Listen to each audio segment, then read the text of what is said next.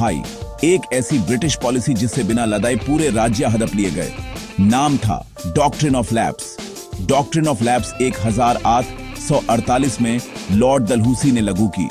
Rule simple था, अगर किसी राजा का बायोलॉजिकल बेटा नहीं है और उसने अडॉप्टेड बेटा बनाया है तो ब्रिटिश उस राज्य को एनेक्स कर लेंगे। अडॉप्टेड बेटा को राजा मानने से मना कर दिया जाता था। इस पॉलिसी के शिकार बने सतरा, झांसी, नागपुर और संबलपुर। रानी लक्ष्मीबाई ने इसी इनजस्टिस के खिलाफ तलवार उठाई और ये पॉलिसी बनी 1857 के रिवोल्ट का बड़ा reason. Follow for more history shorts. Credits script by your name, history shorts team. British ने इंडिया पर सिर्फ तलवार से नहीं, चलक पॉलिसी से भी राज किया। आज हम बात करेंगे एक ऐसी पॉलिसी की, डॉक्ट्रिन ऑफ लैप्स, जो रियासतों को चुपचाप खा गई। डॉक्ट्रिन ऑफ लैप्स एक ब्रिटिश पॉलिसी थी जिसे लॉर्ड डलहौसी ने 1848 में इंट्रोड्यूस किया। इसके हिसाब से अगर किसी इंडियन रूलर का नेचुरल हेयर नहीं होता तो ब्रिटिश उस राज्य को अपने एम्पायर में मिला लेते।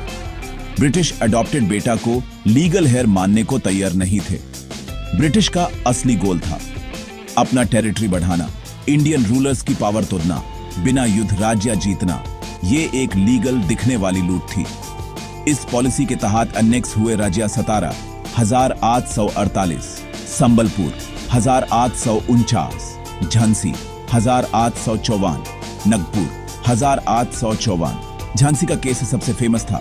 रानी लक्ष्मीबाई का अडॉप्टेड बेटा होने के बाद भी राज्य छीन लिया गया। इंडियन रूलर्स और जनता गुस्से में आ गए।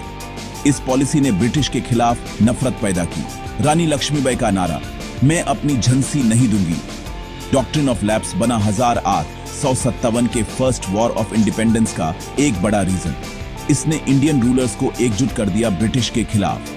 1857 के रिवोल्ट के बाद ब्रिटिश क्राउन ने यह पॉलिसी अबॉलिश कर दी। एडॉप्टेड हेयर्स को एक्सेप्ट करना पड़ा। अगर ब्रिटिश की ऐसी और पॉलिसीज जानना चाहते हो, वीडियो को लाइक करो और चैनल को सब्सक्राइब करो। Credits script by your name, history shorts team.